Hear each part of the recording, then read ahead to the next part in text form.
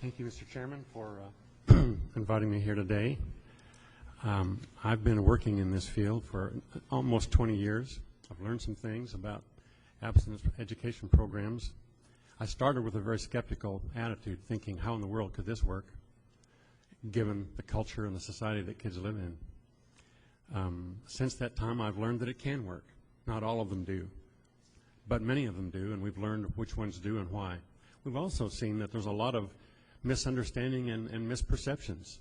Let me give you two examples. One young man who was asked about if he was abstinent, he said, "No, sir. I'm here every day."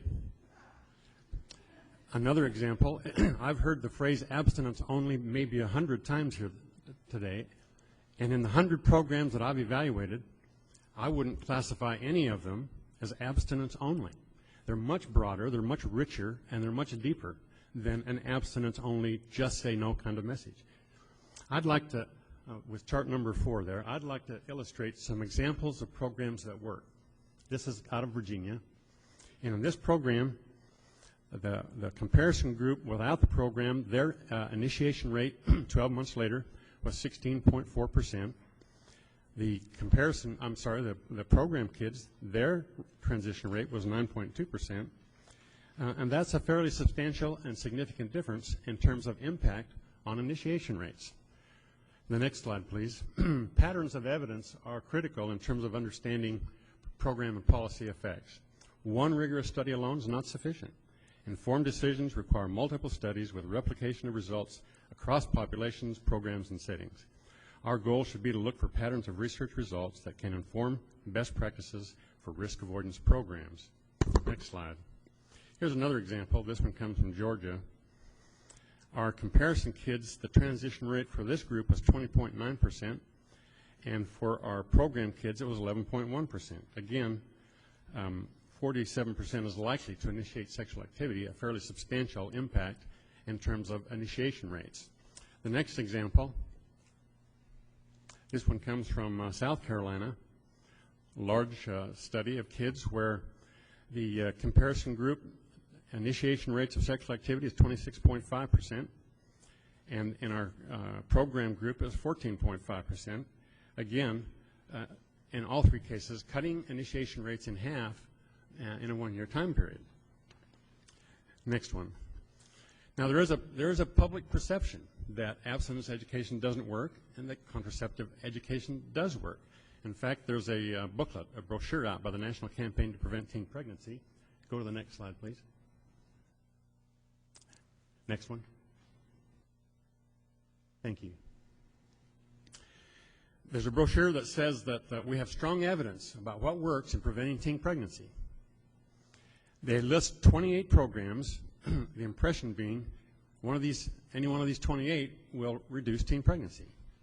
20 of those 28 never measured the impact on teen pregnancy. The 8 that did measure it, 3 had results 12 months or beyond. One of the 3 was not a sex education program. One was retested later and failed to find results. And 1 of 28 reported pregnancy reduction beyond 12 months. That does not constitute, in my opinion, strong evidence, nor does it support the public perception that we have mounds of evidence that this works. Next slide, please. Douglas Kirby, a colleague of yours and mine, I think, reviewed 115 programs. It was released in 2007 called Emerging Answers. 108 were considered, could be categorized as comprehensive in terms of providing contraceptive education to kids. However, only 22 of those 115 measured the most important measure of condom use, which I think we all agree is consistent condom use.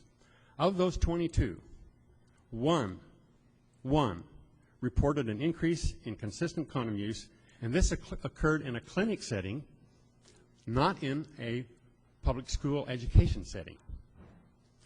1 reported no increase, but it did better than the comparison group. 1 out of 115 does not constitute compelling evidence favoring contraceptive education. Next slide, please. There's an important point here about measurement and impact and effects. This critical measure of consistent condom use is the best indicator of success. Anything less than the standard of effectiveness cannot be considered success. Inconsistent use, according to the CDC, failure to use condoms with every act of intercourse can lead to STD transmission because transmission can occur with a single act of intercourse. Next slide, please. So when we look at these programs, we're trying to compare them and weigh the evidence, which I think is your goal, and I applaud you for it. We have to look at these programs in terms of, do they have similar behavioral outcomes, and abstaining from sexual activity is a clear one, and consistent condom use is as close as we can come in comprehensive sex to that behavioral short-term kind of outcome. We have to have similar target populations and appropriate and similar time frames. Next slide. Based on comparability categories, that is, population program settings are the same, follow-up is the same, outcome measures are the same. We've only got 8 studies in the abstinence category. We have 34, and not all of them measure CCU. Next slide, please. But here's the bottom line. Even when we have comparable programs, the abstinence education in Kirby's review showed 5 out of 7 increased abstinence, and 9 out of 34 increased abstinence in the comprehensive program. However, consistent condom use, 0 out of 34 in the comprehensive side, 0 out of 34 that decreased STD rates. There was 3 that decreased pregnancy, but one of them was, as I mentioned, not replicated. I see my time's up. I can hold my last 2 slides if there are questions. Thank you very much. Okay, thank you very much, Dr. Weed.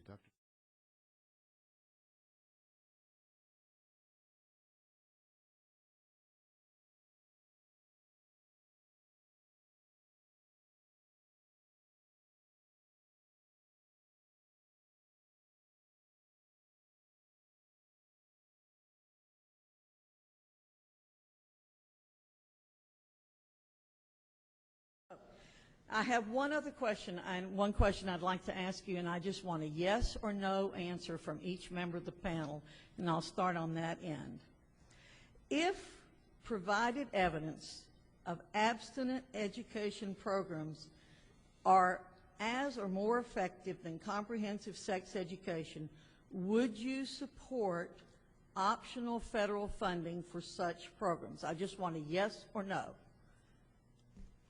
No. Next person. No. No.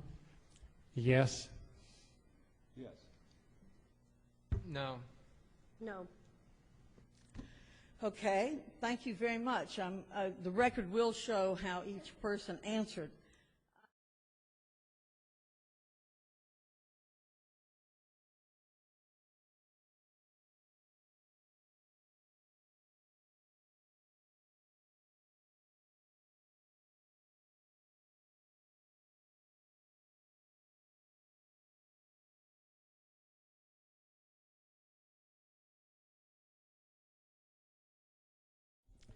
Thank you.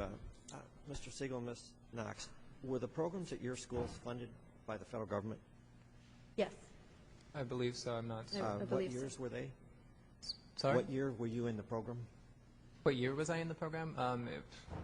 It must have been 12 years ago. I believe that. There was not abstinence education. I was in the program from 2001 to 2004, so it was within the funding. And you're sure that your school, because I cannot say absolutely because sure, the but I can program get you the did- information to find out. Yes. Yeah, and we would like that for the Yes, record, sir. because the description you had of your program, that a church came in, did an independent program, is not likely a federal program.